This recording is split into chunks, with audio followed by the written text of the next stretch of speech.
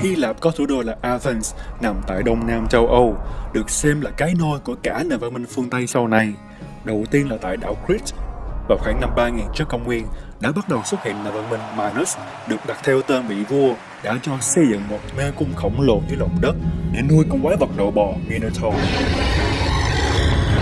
Thời đại hoàng kim của Hy Lạp cổ đại là vào khoảng thế kỷ thứ tư trước công nguyên, tại thị quốc Athens.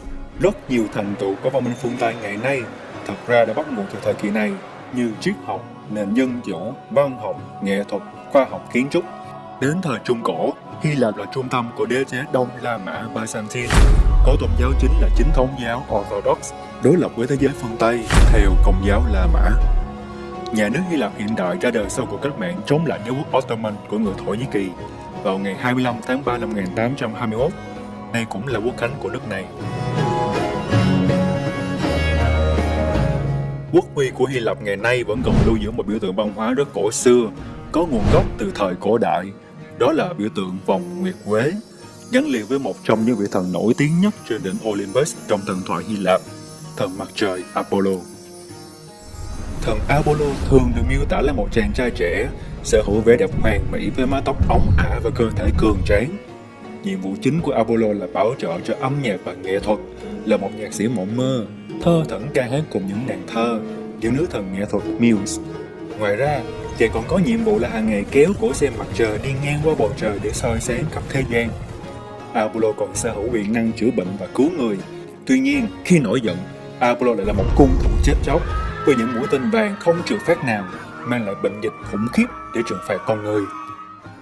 Lý do mà vòng nguyệt quế trở thành biểu tượng của Apollo xuất phát từ một câu chuyện trong thần thoại Hy Lạp. Chuyện kể rằng, sau khi Apollo bắn hạ được con rắn khổng lồ Python, thì thần tình yêu Eros bay đến chúc mừng chàng. Eros chính là tiền thân của thần Cupid sau này, vốn có hình dạng chỉ là một đứa trẻ. Apollo đang kiêu hãnh trong men say chiến thắng, thấy Eros bé nhỏ cũng đeo cung tên, liền chế nhạo rằng: "Này thằng nhóc kia, ngươi mà cũng biết bắn cung à? Cung tên chỉ để dành cho ta lập nên những chiến công vinh quang, còn trong tay ngươi thì thật là vô dụng." Eros nhếch mép cười, trong lòng thì giận sôi lên, thề sẽ khiến Apollo phải đau khổ. Hỏi thần Apollo vĩ đại, ngươi sẽ phải hối hận vì đã khinh thường những mũi tên của ta. Ta sẽ bắn trúng vào ngươi và khiến ngươi phải đau khổ suốt đời. Đợi lúc Apollo vừa quay đi, Eros bắn một mũi tên đầu mạ vàng xuyên tim chàng, khiến Apollo phải yêu đắm đuối người đầu tiên chàng gặp. Và đó chính là nàng tiên song Daphne, người cũng vừa trúng phải một mũi tên của Eros, nhưng đây là mũi tên đầu mạ trì, gieo cho người ta cái cảm giác căm ghét tình yêu.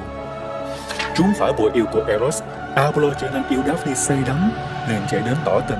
Còn nàng tiên song nghe thơ của chúng ta, khi vừa thấy Apollo đẹp trai rạng ngời bước tới, thì không những không yêu, mà ngay lập tức còn bỏ chạy bán sống bán chết. Apollo cố đuổi theo, vừa chạy vừa ra sức gọi: "Hỡi tiên nữ xinh đẹp, hãy dừng lại, đừng sợ, ta không phải là một tên nhân cù thô bạo đâu. Ta là con trai vinh quang của thần Zeus đây, ta yêu nàng, hãy đứng lại, đừng chạy nữa." Nhưng Daphne vẫn cứ chạy. Là một tiên nữ, Daphne chạy rất nhanh, nhưng lửa tình khiến Apollo càng rạo rực, chàng chạy còn khí thế hơn cả nàng. Biết không thể nào chạy thoát khỏi vị thần mặt trời, Daphne vô vọng cầu xin cha mình, thần son Perseus, hãy tước đi sắc đẹp của nàng để được giữ lấy trinh tiết. Trời, cứu con với, mau lên, con sắp bị người ta bắt rồi. Ngay sau đó, đôi chân của nàng trở nên nặng trĩu và mọc thành rễ cây, bộ ngực mềm mại của nàng trở thành vỏ cây, mái tóc óng ả của nàng trở thành tán lá, còn đôi tay thon dài của nàng trở thành cành cây. Daphne hoàn toàn biến thành một loài cây mà người bấy giờ gọi là cây Daphne, tức là cây nguyệt quế. Khi Apollo đuổi đến nơi thì nhịp tim của nàng cũng dần tắt liệm, chỉ còn lại một loài cây vô tri vô giác. Nhưng Apollo vẫn một lòng yêu nàng say đắm. Chàng lấy vòng cây nguyệt quế đội lên đầu, lấy gỗ làm cung tên và đàn lia, để từ nay sẽ không bao giờ phải rời xa nàng nữa. Chàng buồn rầu nói: "Hỡi người thiếu nữ xinh đẹp nhất thế gian, ta đâu có ngờ tình yêu của ta lại mang đến nỗi oan trái này. Vì ta mà nàng đã phải mất đi cuộc sống. Thôi được, từ nay nàng sẽ mãi mãi trở thành người bạn đường thân thiết của ta. Từ nay trở đi, chỉ những ai chiến thắng trong các ngày hội thì mới được đội vòng nguyệt quế lên đầu. Apollo và cây nguyệt quế là vinh quang của chiến thắng, và chỉ dành cho chiến thắng mà thôi. Ta chúc em mãi xanh tươi." Có thể nói, cũng như thần Apollo bất tử sống mãi cùng tuổi trẻ, lá nguyệt quế xanh tươi đến ngày nay vẫn được người ta tôn vinh và mãi mãi không bao giờ úa tàn theo thời gian. Nó chính là biểu tượng bất tử của chiến thắng, của thành công và vinh quang cao nhất. Ok, mình hy vọng bạn đã học được một điều mới trong hôm nay và sẽ có cảm hứng để học một điều mới nữa trong ngày mai. Bạn thích nhất điều gì về tập này? Hãy cho tụi mình biết dưới phần comment và tiếp tục ủng hộ tụi mình bằng cách nhấn vào nút bấm này nha. Mình là Sen, rất cảm ơn sự theo dõi của các bạn. Xin chào và hẹn gặp lại.